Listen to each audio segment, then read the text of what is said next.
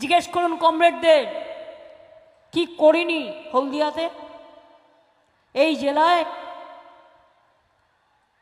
নন্দীগ্রামে তো বাস স্ট্যান্ডও করে দেওয়া হয়েছে।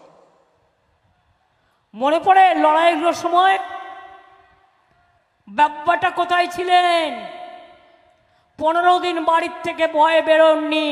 আর আমি এখনো চ্যালেঞ্জ করে বলছি, সিপিএমের সাথে আন্ডারস্ট্যান্ডিং করে আপনারা নন্দীগ্রামে এই গণহত্যা ঘটিয়েছিলেন। একদিন না একদিন তা প্রমাণ হবে এবং সিপিএমের যারা বেঁচে আছে লুকিয়ে লুকিয়ে জিজ্ঞেস করবেন, তারা সমস্ত ঘটনা বলে দেবে। আর সেদিন আমি না থাকলে নন্দীগ্রাম থাকতো না। আমি গর্বের সাথে বলি, রাতের পর রাত আমি রাস্তায় কাটিয়েছি, মানুষের পাশে ছুটে এসেছি, নিজে একে সেই টাকা বিক্রি করে সাহায্য করেছি। আজও 21শে জুলাই নন্দীগ্রামের শহীদ পরিবার যায়, তার কারণ আমরা শহীদ তর্পণে শহীদ স্মরণ করি, এরা করেনি।